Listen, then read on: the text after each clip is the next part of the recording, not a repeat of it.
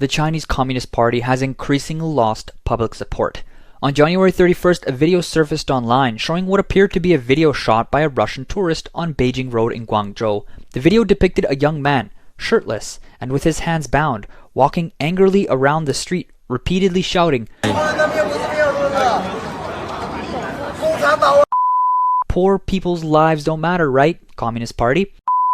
A young woman dressed in a pink skirt stood beside him, with what appeared to be clothes piled on the ground, though it is unclear if there were other items among them. Surrounding them were several members of the Chinese police and many onlookers. The videographer was unsure of the situation. The Russian subtitles translated to, "Who understands Chinese?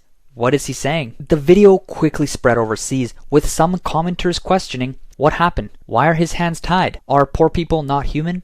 Housing prices have swallowed 3 generations' wages. Young people lie flat and unemployed, sleeping on the streets, while the wealthy buy luxury homes and flaunt their wealth. The Communist Party talks about common prosperity every day, but the rich get richer and the poor can't even afford food. What kind of system is this? Wake up, brothers and sisters, stop being deceived. This video was made by a Russian. If it were a Chinese person, not only would the video be gone, but the person would have vanished by now. More and more Chinese citizens have been openly criticizing the Communist Party and its leader Xi Jinping. On January 31st, a video emerged showing a person on the street loudly condemning Xi Jinping.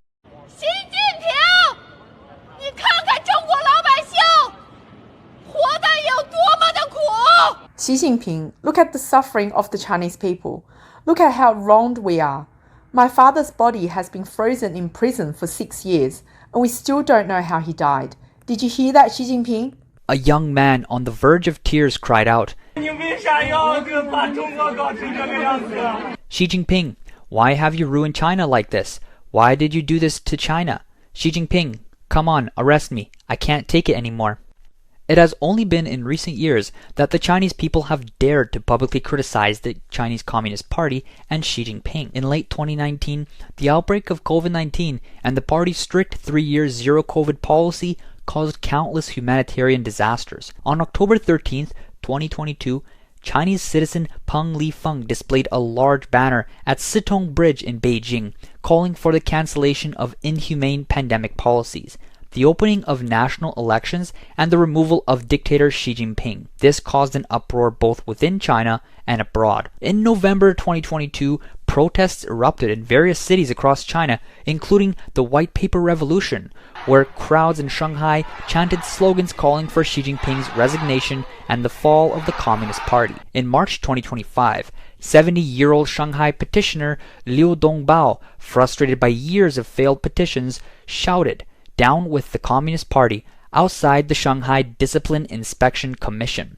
On December 17, 2025, a group of petitioners in Shanghai's People's Park displayed injustice signs and documents about their unfair legal cases, while chanting slogans like "Down with the government," "Down with the Communist Party," and "Freedom belongs to the people." The scene was widespread and attracted the attention of many police officers. On the same day, a woman in Shanghai's subway shouted "Down with the Communist Party," voicing her grievances.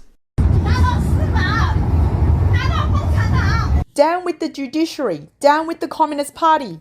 In 2025, more and more Chinese citizens chose to confront their fears and reject silence. In Shanxi, a mass protest erupted following the death of a student named Deng Changxin at a vocational school, as police beat and forcibly detained the victim's uncle. Tens of thousands of angry protesters took to the streets, clashing with the police, making this the largest protest of 2025. In Guangzhou, farmers who were being forced to abandon traditional burials demanded that the authorities first dig up Xi Jinping's ancestral tomb. In Sichuan, during a rare anti-bullying demonstration in Jiangyou, protesters even chanted political slogans such as "Give me democracy." On social media, millions of netizens voiced their support for the tragic death of a girl in a medical accident in Ningbo. On January 20th, 2026, a demolition conflict occurred in Zhaoxi town, Zhaotong City, Yunnan Province. Faced with a strong demolition team, local villagers threw bricks and stones in resistance and successfully repelled the demolition workers. Taiwanese scholar Lai Rongwei pointed out that China's society today is no longer as weak as it was during Mao Zedong's era. People of all age groups now use technology and media, which are well developed, and they can see through many of the Communist Party's actions. He stated that when a hardline ruling party encounters an increasingly awake and powerful people, the inevitable clash occurs. The Communist Party's constant use of violent methods to suppress the people only leads to stronger backlash, especially as the Chinese authorities engage in wolf warrior diplomacy, antagonizing enemies on all fronts. The collapse of this regime will be catastrophic. As the Chinese New Year approaches, a series of worker protests and collective rights movements have emerged across various regions of China.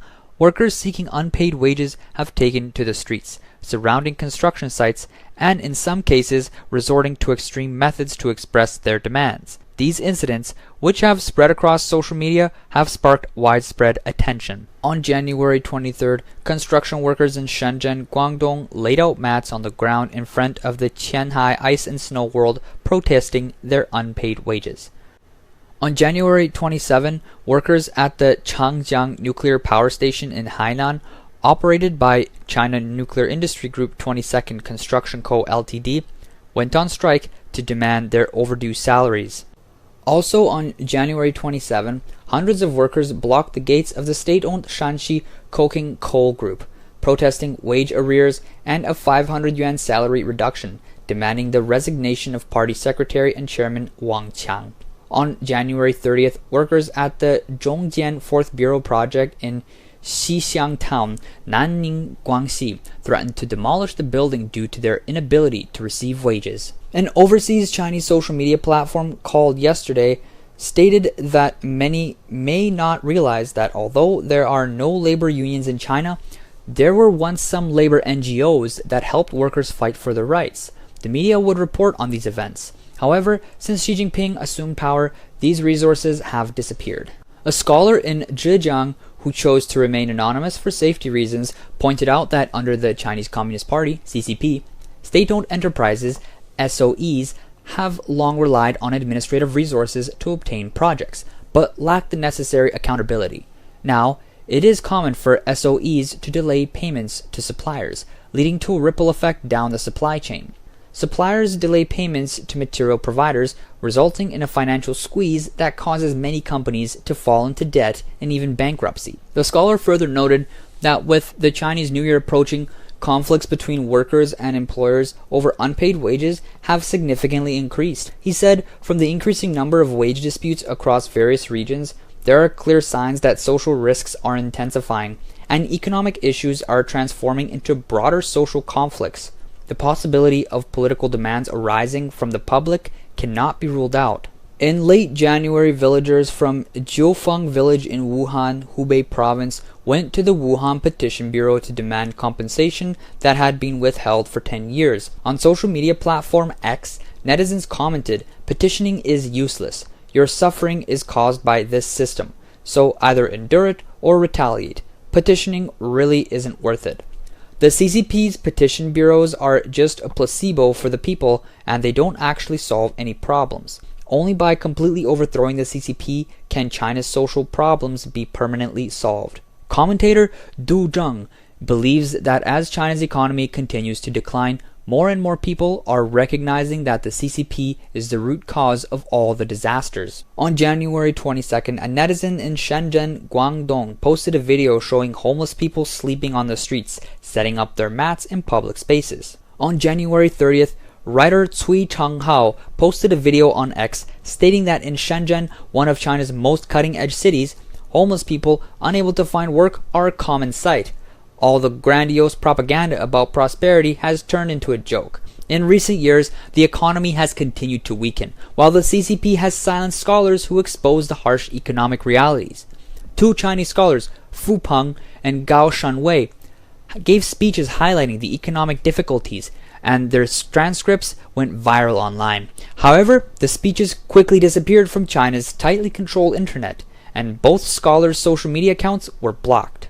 In Shanghai, often touted as the best example of China's economy, a popular influencer filmed Sichuan North Road, showing a scene more desolate than any other period in history. On January 30th, the Chinese Ministry of Finance released the latest statistics, showing that China's fiscal revenue decreased by 1.7% in 2025. marking a rare occurrence in the past 4 decades.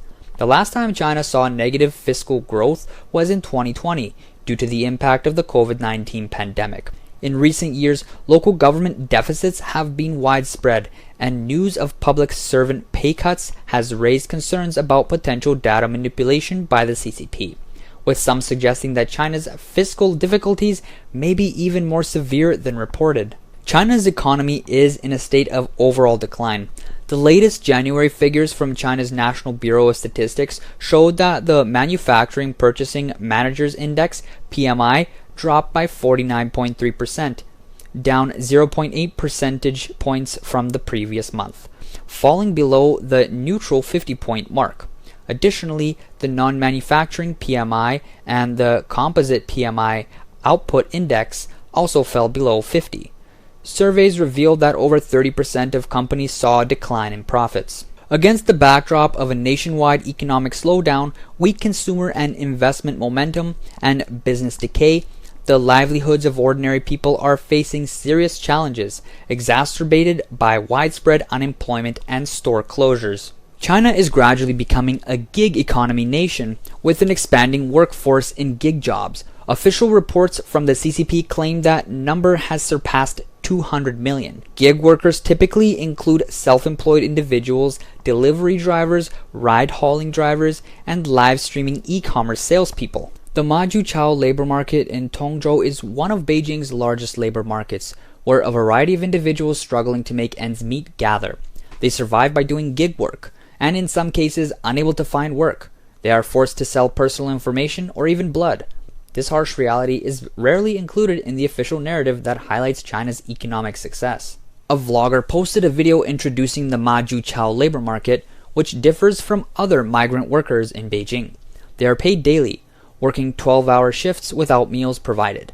At around 4 a.m., as the sun rises over Beijing, several hundred people gather at the intersection of Majuchao Commercial Street, waiting for work. Their requirements are simple. If the pay is right, they are willing to work.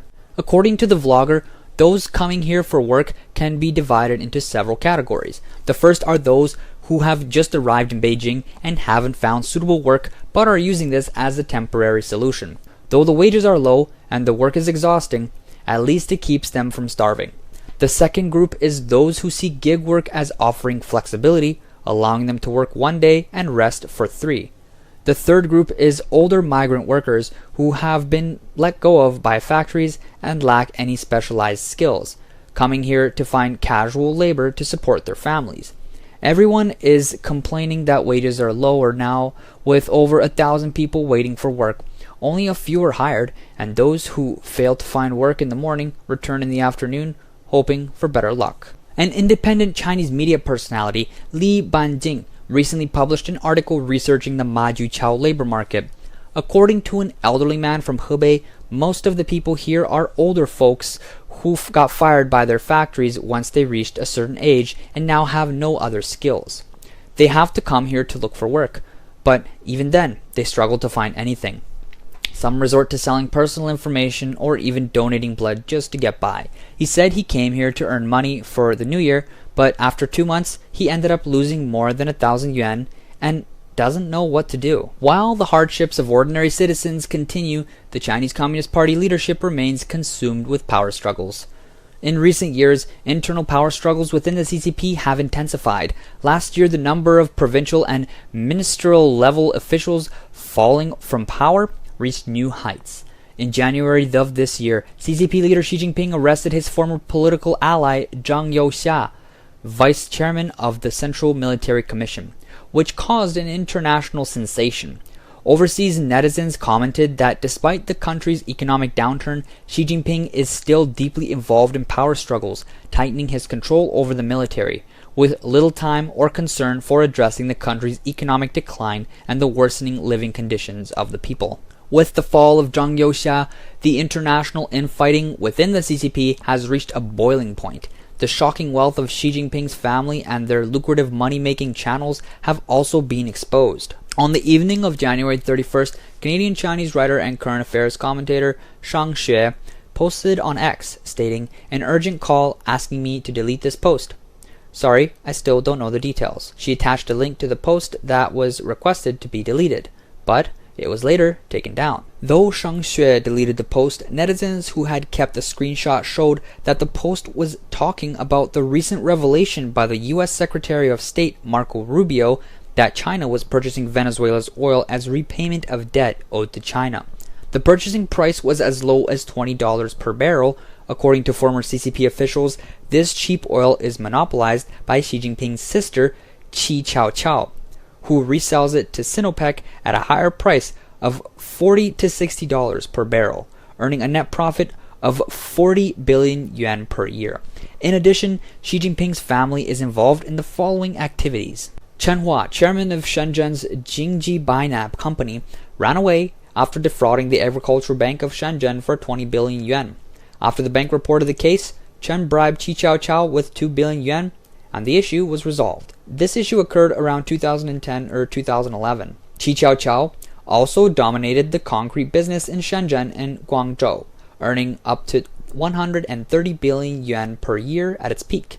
She owns 170 companies in Shenzhen. The largest asset of Xi Jinping and his wife, Peng Liyuan, is Hengli Group, with annual sales now approaching 400 billion yuan.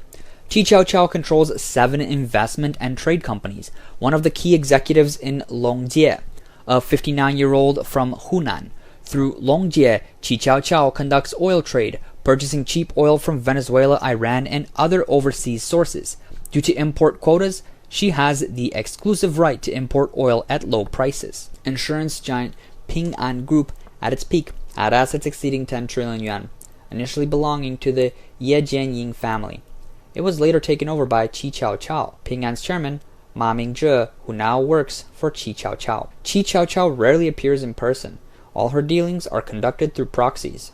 Netizens have said that Xi Jinping's family acts as brokers for state-owned oil companies, using state resources for personal profit.